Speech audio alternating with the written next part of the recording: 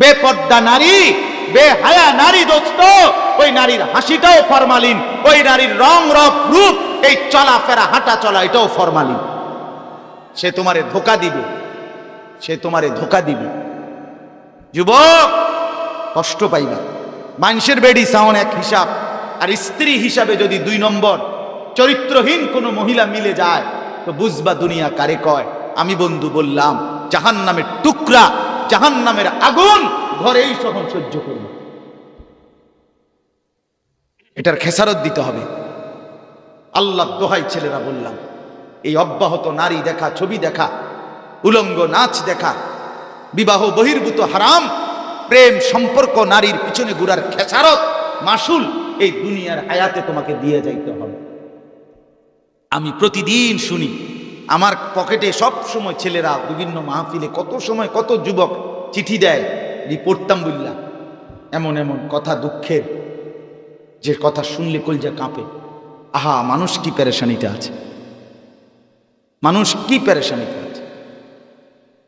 কালকেও এক ছেলে আপনার ওই চট্টগ্রাম গেছি, চিটাগাং মাহফিল, বেচারা কি কান্না, একেবারে উচ্চ শিক্ষিত ছেলে, চাকরি করে এক জায়গায়, স্ত্রী আরেক জায়গায়, বউ বিয়ে করছে তাও বড় চাকরিজীবী মহিলা, বেটি আরেক জায়গায়, বেটা আরেক জায়গায়। সে আসতে বললেও আসে না।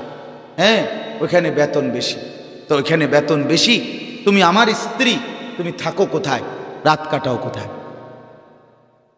এটা জিন্দিগি, এটা জিন্দিগি দোস্ত। ও ছবি দেয় একসাথে, বিবাহ বার্ষিকীর দিন, হ্যাপি ম্যারিজ ডে, আমরা দুজন খুব সুখী। ধোকা, একবারে ভিসা দিয়া বাড়ি। মিথ্যা কথা, মিথ্যা কথা। একজন তাই চিটাং, আরেকজন তাই কক্সবাজার, হ্যাপি ম্যারিজ ডে। হ্যাঁ, ধোকা, ধোকা, ধোকা।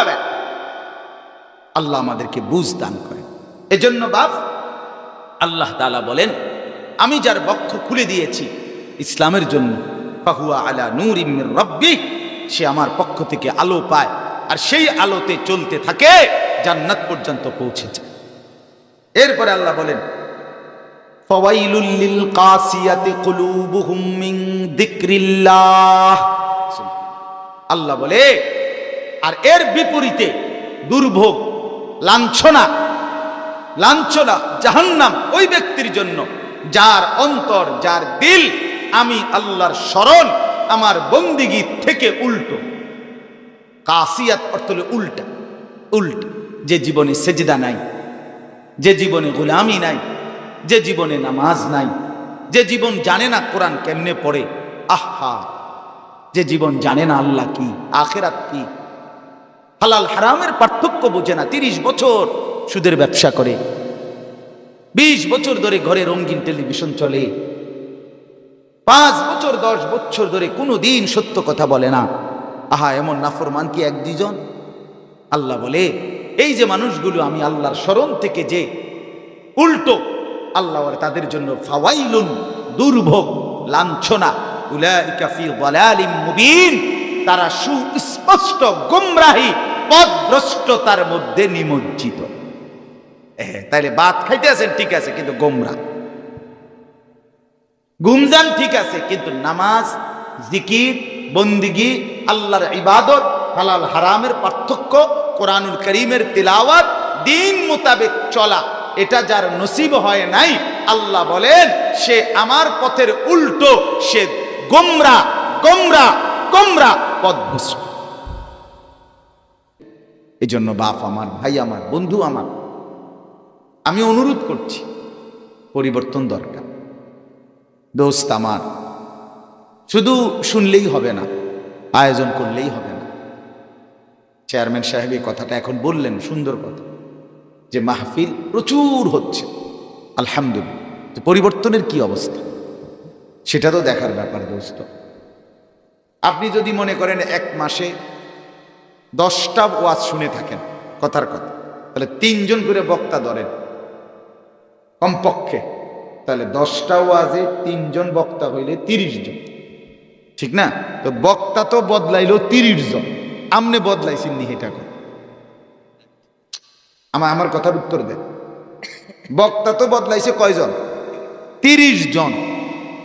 আমনের অবস্থা কি চাচা এটা কোন? আপনি বিড়িখানা ছাড়বেন আরো কয় বছর পরে? এটা আমার এই কথাটা কোন?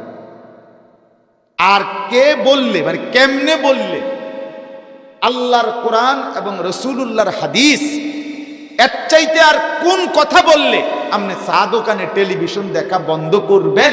আল্লাহর দোহাই আপনি কোন কি কইলে বুঝবেন আপনি? আর কি বললি, মানে কার কেমনে কইলে? আপনি যদি বলেন আপনার সামনে কতক্ষণ গইরাই শিক্ষারি বলেন, কি পরিমাণ বিবেকহীন মানুষ! 60 বছর বয়স্ক মানুষ, 60 বছর বেটার হায়াত চাচা, এখনো বিড়িখানাটা ছাড়তে পারলেন না। আপনি কি মরতেন না তাইলে? আপনি কবরে যাইতেন না চাচা? আপনি কি পরিমাণ পাষাণ! 60 বছর বয়স, এখনো ঘন্টার পর ঘন্টা চা দোকানে বসে বেডিতের নাচ গান, অশ্লীল নাচ গান, নাটক, সিনেমা দেখতেছে। কবরে যাবেন কোন দিন? গুনাহ ছাড়বেন কোন দিন?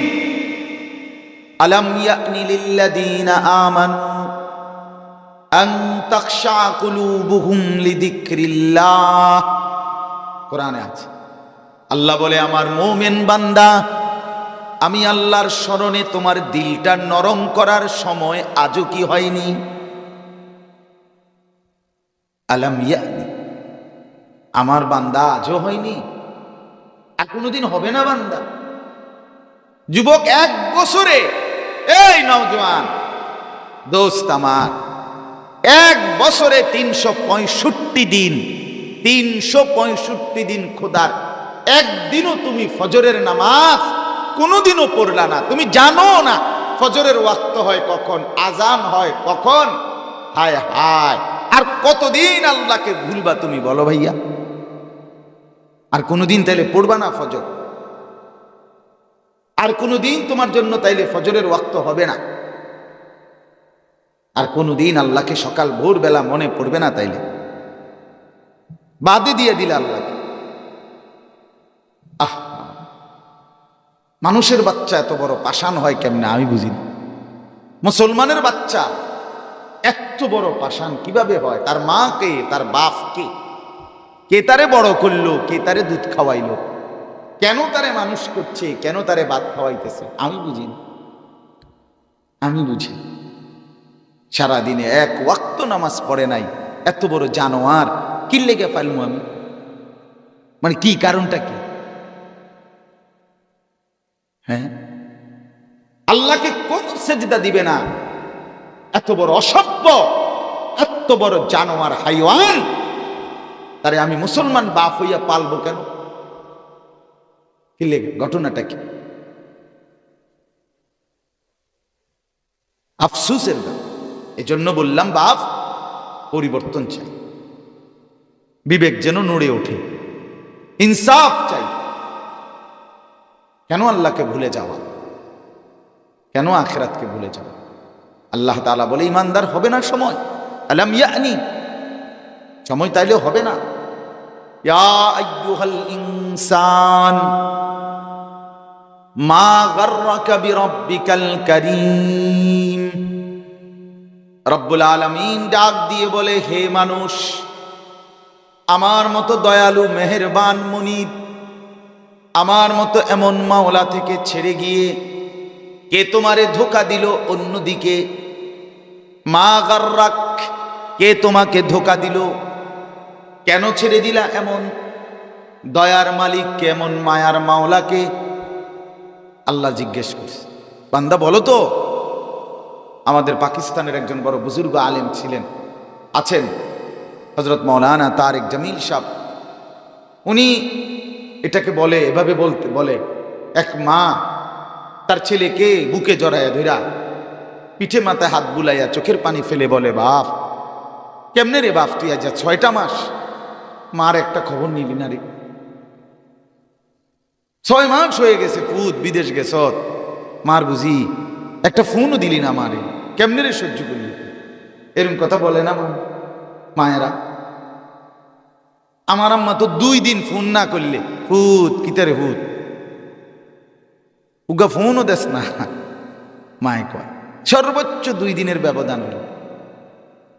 আহা, রব্বুল আলামিন বলে মা গাররা, আমার বান্দা কি হলো রে তোমার, আজ 6 মাস কোনোদিন আমাকে একটা সেজদা দিলা না, বান্দা এভাবে ভুলে গেলা কেন,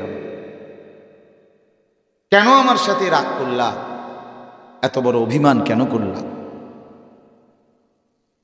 কি কারণে আমার প্রতি নারাজ হইলা, এত বড় আসমান আমি তো রাখছি,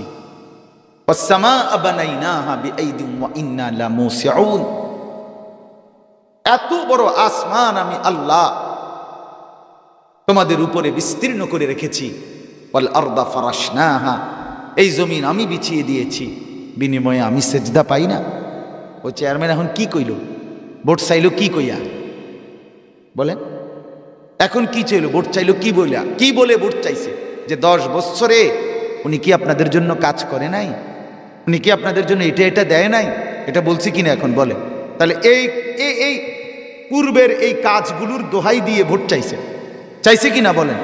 তো রব্বুল আলামিন বলে বান্দা আমি কি না দিছিলাম, বান্দা আরে না ফরমান কেন সেজদা দিলি না, কেন সেজদা দিলি না। এই যুবকরা, আজকে সারাদিনে 1 ওয়াক্ত নামাজের সেজদা ফজর থেকে এশা যার কপালে নাই, আরে তুই মানুষের বাচ্চা কেমনে বেটা, তুই মানুষের বাচ্চা কেমনে বেটা, তুই মুসলমানের বাচ্চা হইলি কেমনে বেটা। জীবন মানে কি কুত্তার মতো জিন্দিগি, জিন্দিগি কি জানোয়ারের জিন্দিগি, একবার পেশাব করে পানি নাও না, তুমি রাস্তার কুত্তা দেখো না, কুত্তাও তো মুত্তা পানি লয় না। আস্তাগফিরুল্লাহ, আস্তাগফিরুল্লাহ। একদিনও ফজরের নামাজ পড়তে মন চায় না, এইভাবেই বেনামাজি জিন্দিগি, জন্তু জানোয়ারের মতো ঘুম থেকে 7টা 8টা 9টা বাজে উঠতেছ, আস্তাগফিরুল্লাহ। তুমি রাস্তার জানোয়ার দেখো না বন্ধু। জিন্দিগি মানে কি? জিন্দিগি মানে নারী, জিন্দিগি মানে ভাত তরকারি, জিন্দিগি মানে ঘুম, জিন্দিগি মানে পেশাব পায়খানা, জীবন মানে যৌন চাহিদা পূরণ। এটা তো জানোয়ারেরও আছে, কুকুরও তো খায়, কুকুরও তো ঘুমায়, কুকুরও তো পেশাব পায়খানা করে, কুকুরেরও তো যৌন চাহিদা পূরণ করে, নাহলে কুত্তার সাও হয় কেমন? কথা বলে না, যৌন চাহিদা পূরণ করে কিনা, নাহলে বাচ্চা কাচ্চা হয় কেমন এগুলো। তো আমার জিন্দিগি যদি এরই নাম হয় জীবন, তাহলে আমি মানুষ হব কেন? আমার আলাদা বিশেষত্ব কি, আলাদা বৈশিষ্ট্য, আলাদা পরিচয় কি? দোস্ত আমার বলেন, ছেলেরা আমার, বাপ আমার, বন্ধু আমার, পর্দার আড়ালের মায়েরা, বোনেরা, আমি সবার কাছে বলছি, আপনার মানুষ পরিচয় আলাদাভাবে আপনি নির্বাচন করেন। কি কারণে মানুষ, মানুষকে কি কারণে মানুষ বলে? ভাত খায় এই কারণে মানুষ বলে, কথা কন না। মানুষকে মানুষ বলে ঘুম যায় এই কারণে, মানুষকে মানুষ বলে পেশাব পায়খানা করে এই জন্য, যৌন চাহিদা পূরণ করে এই জন্যে, এটা তো জানোয়ারও পূরণ করে। তাহলে মানুষকে মানুষ বলা হবে কেন?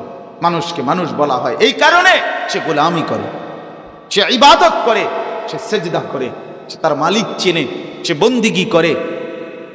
এই জন্য আল্লাহ তাআলা বানাইছিলেন এই ইবাদতের জন্য। ওমা খালাকতুল জিন্না ওয়াল ইনসা ইল্লা লিয়াবুদুন। আরবি ভাষায়, আরবি ব্যাকরণের একটা নিয়ম আছে, নফি ইস্তিসনা, তাকিদ বুঝায়, হসর বুঝায়, সীমাবদ্ধ বুঝায়, সীমাবদ্ধ। অর্থাৎ মানুষকে আমি ইবাদত ছাড়া অন্য কোনো কারণে বানাই নাই। অতএব যেই মানুষটার জীবনে কোনো ইবাদত নাই, এটা কোনো মানুষও না, মানুষের জাতও নাই, কোনো মানুষের জাতও না। যে মানুষের জিন্দিগিতে ইবাদত, সেজদা তার কপালে নাই, তার কোনো কপালে নাই, কপাল পোড়া, মন্দ কপাল, দুর্ভাগা। কোরআনে আছে দোস্ত, কোরআনে আছে, জাহান্নামী জাহান্নামের আগুনে ভীষণ ভাবে যখন হাবুডুবু খাবে, আল্লাহ তাআলা কোরআনে বলছে তালফাহু wujuhahum নার, জাহান্নামের আগুনে নাফরমান তোর গাল একবার ডান দিক চাপ দিয়ে জ্বালানো হবে, আবার উল্টা দিক বাম দিক গাল চাপ দিয়া কই মাছ তেলাপিয়া মাছ গরম তেলে যেভাবে ভাজে চাপ দিয়া দিয়া এইভাবে তোর গাল দুইটা জ্বালানো হবে, একদম বিভৎস কালো হয়ে যাবে চেহারা। আর জাহান্নামী বলবে বারবার, আল্লাহ আমাকে একটু বাঁচান, একটু বাঁচান, আমাকে একটু দুনিয়া ফেরত যেতে দেন। তখন আল্লাহ বলবে আলাম তাকুন আয়াতি তুতলা আলাইকুম ফাকুনতুম বিহা তুকাদ্দিবুন। আমার বান্দা বলো তো, আমার কোরআন, আমার আয়াত, আমার কথাগুলো কি তোমার কাছে বারবার বলা হয়নি? ফাকুনতুম বিহা তুকাদ্দিবুন, তুমি তো বারবার সেগুলোকে মিথ্যা মনে করেছো। আজকে প্রথম আমি নামাজ 5 ওয়াক্ত, এটা তো প্রথম 2023 সালে 26শে ডিসেম্বর আমি তো প্রথম কইছি, ঠিক না? আপনাদের কাছে কথা বলে না কেন? আপনারা এখানে এমন একজন ভাগ্যবান হাত উঠান, ইন্নালিল্লাহি হুজুর আমনেরও যদি আইজ না আইন তো কি অবস্থা হইতো।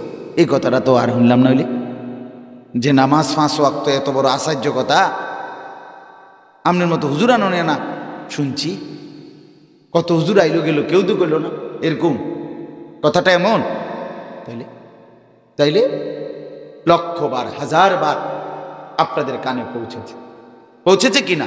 আপনার মসজিদের ইমাম, আপনার মসজিদের খতিব, আপনার মহল্লার আলেম দ্বীন যেইভাবে আল্লাহ তাআলা বলে বান্দা ওয়াজাআকুমুন নাযীর, আমি আমার পক্ষ থেকে ভয় প্রদর্শনকারী প্রেরিত বান্দা। আগে পাঠিয়েছি নবী রাসূল, এখন পাঠাচ্ছি ওলামায়ে কেরাম। আমি কিন্তু যথাযথ ব্যবস্থাপনা করেছি, প্রত্যেকের কানে আল্লাহর কথা, আখিরাতের কথা, জান্নাত জাহান্নামের কথা আমি পৌঁছাইছি। যার কানে পৌঁছে নাই তারা আমি আযাব দেব না, যে জানেই না সে আমল করবে না। কিন্তু আল্লাহ বলেন আমি পৌঁছাইছি, তুমি অস্বীকার করেছ। এই তখন কোরআনে আছে নাফরমান জাহান্নামী বলবে রব্বানা গালাবাত আলাইনা শিকওয়াতুনা। এই কথাটা শোনো ভাই, রব্বানা গালাবাত আলাইনা শিকওয়াতুনা। এই যুবক দোস্ত শোনো, আল্লাহর কাছে তখন নাফরমান জাহান্নামী বলবে আল্লাহ আমার কপালটা বড় মন্দ, কপাল মন্দ। গালাবাত আলাইনা শিকওয়াতুনা, এটার অর্থ এটা, আমার কপাল মন্দ, মন্দ কপাল আমি বুঝি না। এরপরে কি বলবে? আরেকটা কথা বলবে অকুন্না কওমান দাল্লিন। এই কথাটাও শুনেন, বাবারাও শুনেন, মারাও শুনেন, যুবক ভাই তোমরাও শুনো। আমরা আল্লাহর কাছে নাফরমান জাহান্নামী বলবে আল্লাহ একে তো আমার কপাল মন্দ, দ্বিতীয়ত আমি চলাফেরা উঠা বসা ছিলাম এক পথভ্রষ্ট অসভ্য নাফরমান এক জনগোষ্ঠী, এক সম্প্রদায়, এক বন্ধু মহল, যার সাথে চলছিলাম এগুলো খারাইয়া মুততো, এগুলো উলঙ্গ ছবি দেখতো মোবাইলে, এগুলা জুয়া খেলতো, মদ খাইতো, নারীর পিছনে ঘুরতো, ওই হারাম খাইতো। এই হারাম কর বাটপার সিটারের লগে আমি চলতাম ফিরতাম, এই কারণে ধরা খাইলাম।